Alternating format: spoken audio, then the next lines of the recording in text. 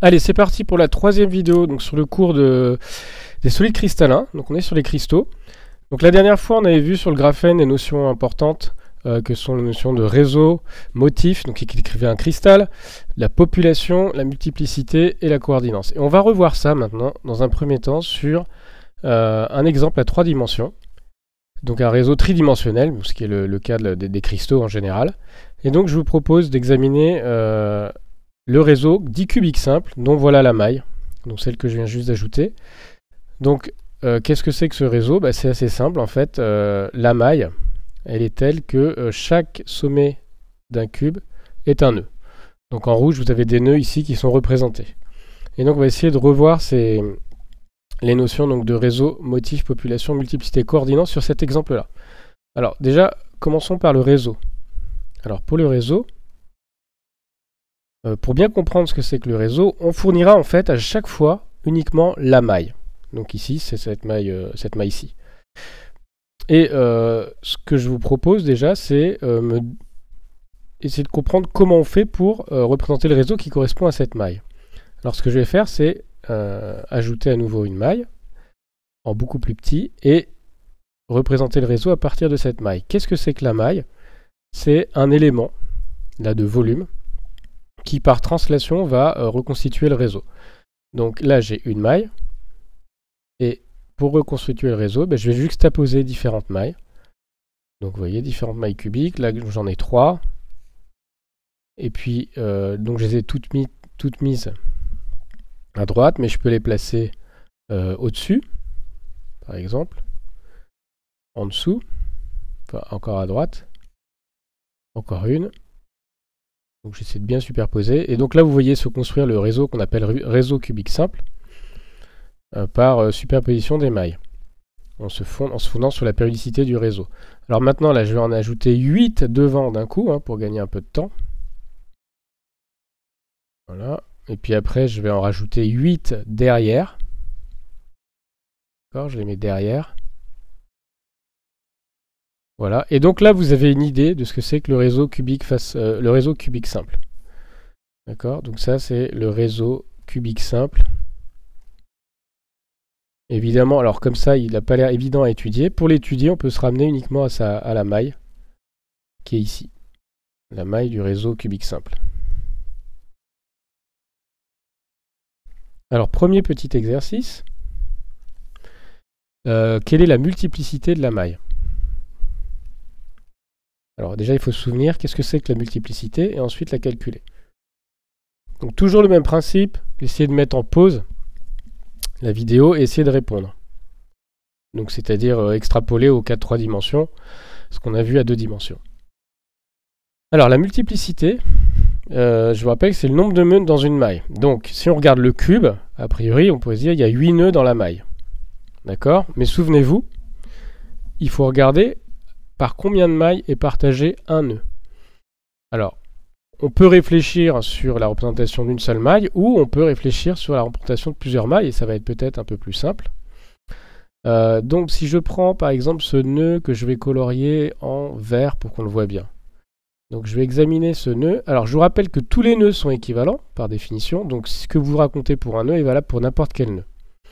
Donc mettons que ce nœud-là, ça soit celui-ci. D'accord? Alors par combien de mailles il est partagé? Si vous comptez, en fait, il y a 4 mailles en dessous et 4 mailles au-dessus. Donc ça veut dire qu'il est partagé par 8 mailles, et donc la multiplicité, c'est 1. C'est-à-dire, en moyenne, il y a un nœud dans une maille, si on tient compte du partage. Voilà. Donc on appelle ça une maille élémentaire. Ok, donc ça c'était pour la multiplicité. Maintenant, on va passer au cristal. Alors, qui dit cristal, qu'est-ce qu'il faut ajouter au réseau? Pour avoir un cristal, il faut ajouter un motif. Et une fois qu'on aura un motif, on pourra parler population et coordinance de la maille. Donc c'est parti, on va faire ça sur une diapositive, la diapositive suivante. Donc je vais remettre la maille, on va raisonner cette fois directement sur une seule maille. Donc voilà la maille, et en fait on va ajouter différents motifs. Alors je vais ajouter un premier motif qui va être un motif très très simple finalement. Ok.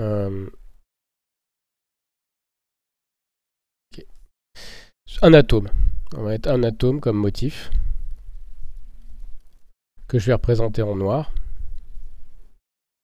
Voilà. Et où est-ce que je vais le mettre? Alors, je vais aller un petit peu plus loin dans la notion de motif. En fait, il faut pour définir le motif, il faut dire quel atome on met. Donc l'atome, mettons que... Alors, on va dire que c'est par exemple du polonium. Voilà, un atome de polonium. Et on va donner ses coordonnées relatives à chaque nœud. Tous les nœuds sont équivalents. Donc ce que vous racontez pour un nœud, c'est valable pour n'importe quel nœud. Donc la coordonnée 0, 0, 0, ça veut dire c'est la position par rapport à un nœud. Donc pour chaque nœud, on aura en 0, 0, 0 un atome de polonium. Alors très concrètement, qu'est-ce que ça veut dire? Ça veut dire qu'on va centrer sur un nœud chaque atome de polonium. Et donc on va définir le cristal de cette manière-là. Donc là c'est très très simple finalement. Un nœud qui est normalement un point, un nœud. Hein. Moi si je représentais ça comme des petites boules pour qu'on le voit mieux. Mais en fait c'est des points. Et donc chaque nœud correspond au centre de l'atome. Je centre les atomes sur chaque nœud. Et donc là j'ai un cristal. Là maintenant j'ai un cristal de polonium. Ok? Donc ça c'est le premier exemple de motif. Deuxième exemple de motif. Donc je prends un deuxième motif. Donc je vais appeler ça motif 2 et là on a motif 1. On va faire un motif un petit peu plus compliqué. Alors pareil, on va prendre un atome bleu. Donc là je ne vais même pas donner le nom. Qu'on va centrer aussi sur chaque nœud. Donc par rapport à chaque nœud, il y aura en 0, 0 un atome bleu. Et puis il y aura un atome vert, par exemple plus petit. Et lui, je vais le positionner en, par exemple, en 0, 1 demi, 0. Alors qu'est-ce que c'est que ce 1 demi?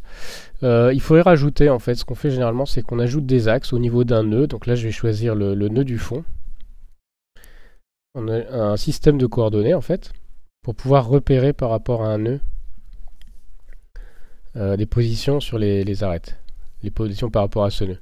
Donc les coordonnées 0, 0, c'est ce point-là. Hein. Et j'appelle ça A, B, C. Et donc la base, c'est la base A, B, C. Et donc ça, c'est les coordonnées dans la base A, B, C. Ça veut dire que 0, 1,5, 0, ben, ça veut dire que si je regarde ce nœud-là, eh bien, je vais avoir un atome vert qui est à peu près au milieu de l'arête ici, à 1,5. 0, 1,5, 0. Ok? Maintenant, retenez bien, j'ai fait un repère ici par rapport à ce nœud-là, mais en fait, je vais positionner ces atomes par rapport à n'importe quel nœud. Donc ce que j'ai fait pour un nœud, il faut que je le fasse pour tous. Donc je vais le faire pour le nœud du dessus. Je rajoute un atome ici en 1,5, 1,5. Pour ce nœud-là, eh bien l'atome, en fait, il va être vert, il va être ici, c'est-à-dire situé dans une autre maille. Pour ce nœud-ci, il est au milieu de cette arête. Pour ce nœud-là, il doit être quelque part par là, c'est-à-dire pareil dans une autre maille. Le nœud en bas à droite, on a quelque chose par là. Le nœud en avant, en bas à gauche, en bas à droite, il donne un atome qui est là. Un atome qui est là. Et donc voilà le motif. J'ai dû rien oublier. Ok? Donc, bien comprendre, là vous avez dans les deux cas un réseau. J'ai pas mis l'atome bleu, pardon. Je rajoute les atomes bleus. Désolé. Donc j'ajoute partout les atomes bleus là où il faut centrer. Enfin centrer sur les nœuds. Donc, voilà le motif.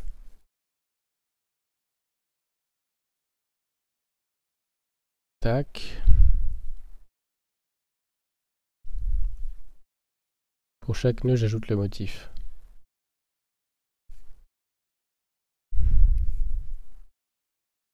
Ok, et donc vous voyez, hein, ce que j'ai fait, c'est que j'ai associé, si je vous représente le motif, il ressemble à ça.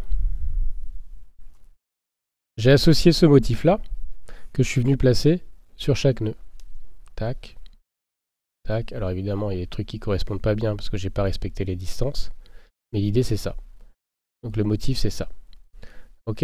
Donc vous avez cubique simple dans les deux cas, mais avec un motif différent, donc ça vous fait un cristal différent. Je peux revenir à l'ancien motif. Hop, voilà ce que j'obtiens. Donc ça, c'est avec le motif 1. Et avec le motif 2, voilà le cristal que j'obtiens. D'accord pour la notion de motif? Ok, alors, on va passer maintenant à la population.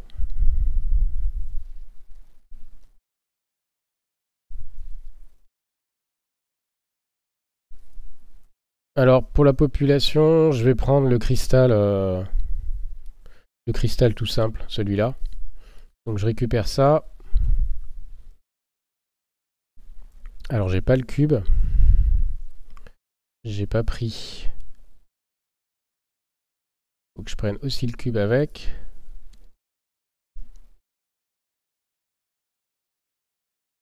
Ok, alors on va le refaire. C'est pas grave. On le refait. Tac. Donc, j'ai ici un réseau cubique simple. Et donc, pour avoir un cristal, je vais ajouter un motif. Donc, le même motif que tout à l'heure. Un atome. Voilà, que je colorie en noir. Donc, je vais peut-être pas colorier tout. Comme ça ira plus vite. Ok. Et donc, je vais mettre cet atome sur chaque nœud pour reconstituer le cristal. Ok, et vous, le jeu, maintenant, c'est quelle est la population de la maille?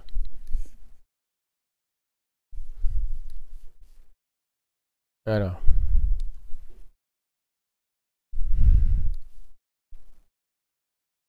Qu'est-ce que ça vaut? Donc P de... Alors mettons que c'est pareil, que ce soit les atomes de polonium. P de PO. Il y a combien en fait d'atomes de polonium dans une maille? Bon bah là ça va être simple, en fait ça va être comme la multiplicité. Vous avez 8 atomes partagés par 8 mailles. Comme ils sont exactement centrés sur les nœuds, on trouve 1. Ok pour la population? Ok, la coordinance maintenant. Alors je vais vraiment essayer de récupérer ça. Ça ne veut pas récupérer le dessin. Ok. Alors la coordinance.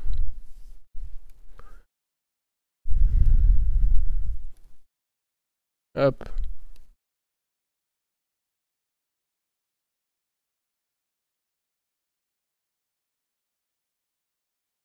C'est à peu près bon.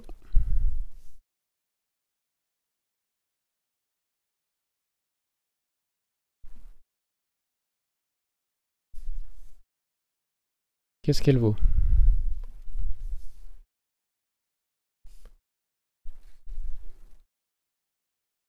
Alors, je vous rappelle, déjà, il faut se rappeler de la définition. Qu'est-ce que c'est la coordinance? C'est le nombre de plus proches voisins. Le nombre de plus proches voisins, donc je vais noter ça PO, puisque j'ai qu'une seule sorte d'atome. Combien il y a de plus proches voisins?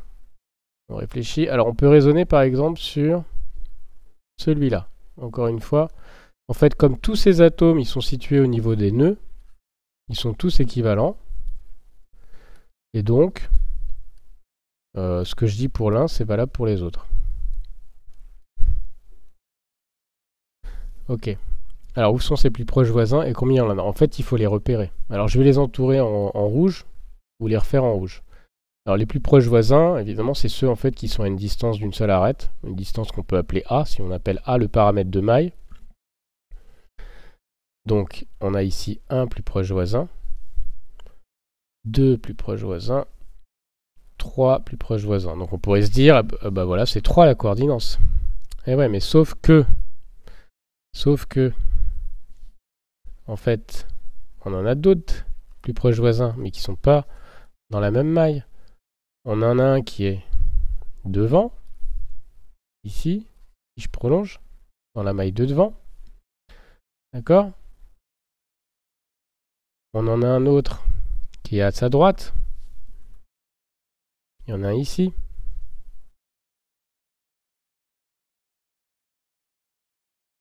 Donc, ça en fait encore un de plus. On en a un qui est au-dessus. Alors là, ça va être dur à représenter.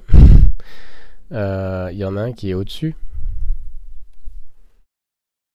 Donc je vais pas le représenter, mais je vais juste mettre une flèche pour dire attention, il y en a un qui est au-dessus. Voilà. Et j'ai à peu près tout dénombré. Donc la coordinance c'est combien finalement? 1, 2, 3, 4, 5, 6. Donc il y a 6. La coordonnance c'est 6. Alors, une autre manière de voir, c'est qu'en fait, il y a 6 arêtes. Il appartient en fait, un atome appartient à 6 arêtes. Et comme les plus proches voisins sont à l'autre extrémité de l'arête, ben la coordinance c'est 6. D'accord? Donc là, ce qu'il faut retenir, hein, commencer à retenir, c'est que ce soit pour la multiplicité, la coordinance, la population, faites attention, pensez aux mailles, en fait aux voisins, aux atomes, aux nœuds qui sont partagés par d'autres mailles. Donc il faut penser que le réseau cubique, il faut quand même le penser comme ça. C'est-à-dire que quand on regarde une maille, c'est pas le réseau, c'est c'est une période, on va dire, du réseau.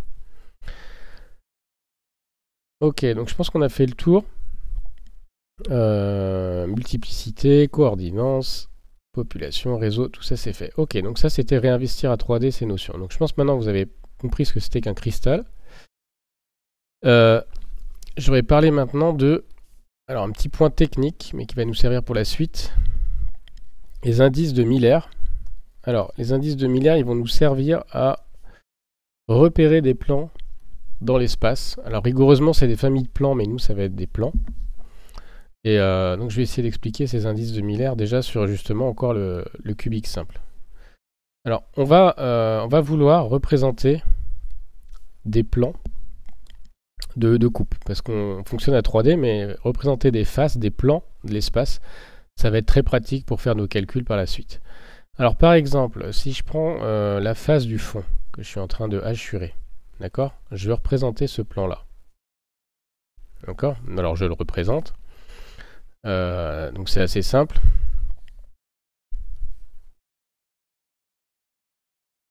Je le fais en plus petit, hein. Donc ça va être un carré. Et puis il y a un nœud à chaque sommet du carré, que je ne vais pas colorier. Ok, et ce carré, il est de côté A. Alors, ça, on va repérer ce plan, donc cette face, par les indices. Alors, par les indices, est-ce que j'ai pris la bonne face? J'ai pris la face pas chouette, alors je vais pas prendre cette face en fait. Parce que là, ça va pas être défini. Je vais prendre la face de devant. Donc je prends cette face-là. Hop. Alors, cette face-là, ça va être 1, 0, 0. C'est comme ça qu'on va repérer. Donc, en fait, quand je vais représenter ici ce plan de coupe, pour dire que ça correspond à cette face du cube, je vais donner les indices 1, 0, 0, et en fait, qui sont les indices, les fameux indices de Miller. Alors, je vais expliquer maintenant à quoi ça correspond. En fait, il faut d'abord positionner un repère, et généralement, on positionne le repère, enfin les axes du système de coordonnées, sur le nœud en bas à gauche. En tout cas, moi, c'est l'habitude que j'ai. Et donc, je vais avoir des vecteurs de base. Donc, dont la longueur, en fait, c'est les arêtes. Donc, A, vecteur A de norme A. Vecteur B qui est aussi une norme A ici. Et vecteur C. Alors, vecteur C comme ça, pardon. Et vecteur B comme ceci.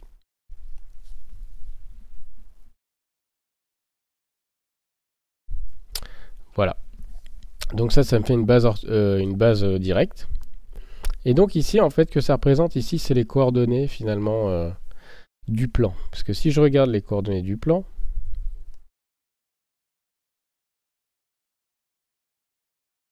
qu'est-ce que c'est? En fait, on va chercher... Alors, en fait, le plan, il va couper A. Alors, je vais donner, en fait, on va faire plus simple. Les indices de Miller. Qu'est-ce que c'est que ce 1, 0, 0, 0? Alors, on va mettre à chaque fois l'indice relatif à l'axe A, à l'axe B et à l'axe C. On les prend dans cet ordre-là. Alors, A, pourquoi ça vaut 1? En fait, on prend la coordonnée. Donc, le point d'intersection ici, c'est A, du plan avec l'axe D là. Et on divise par la norme de A, qui vaut A. D'accord? On va faire pareil pour B et C. Alors là, le point d'intersection avec B et C, il n'y en a pas.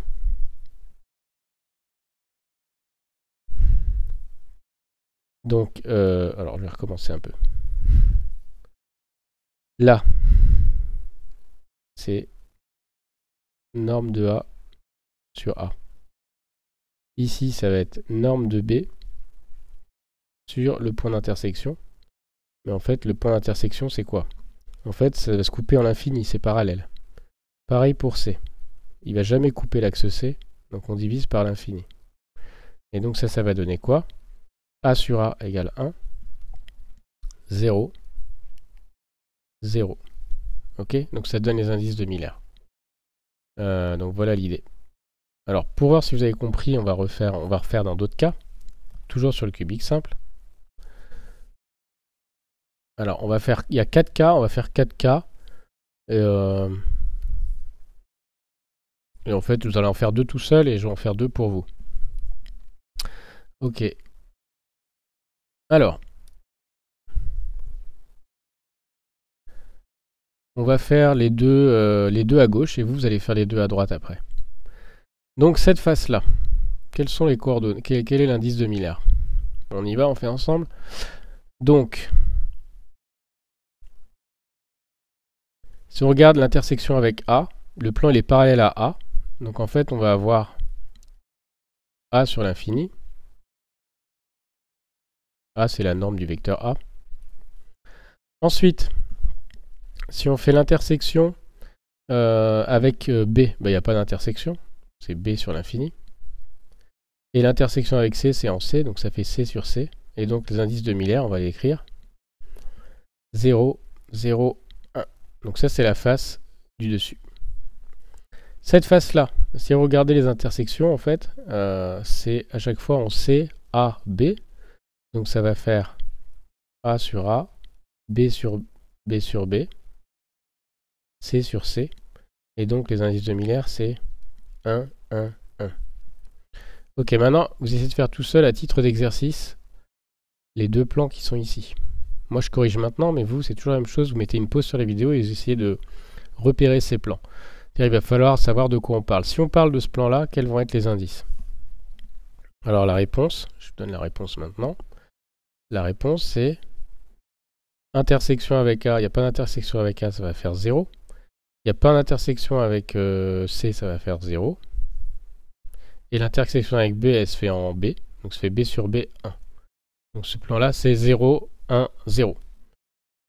Ce plan-ci, alors on va regarder les intersections. Intersection en A pour, avec le vecteur A.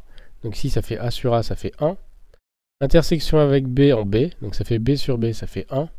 Et pas d'intersection avec C, en fait, il est parallèle à C. Donc ça va faire 0. Donc ça, c'est le plan 1, 1, 0. C'est essentiellement ces plans-là qu'on manipulera par la suite. Ok.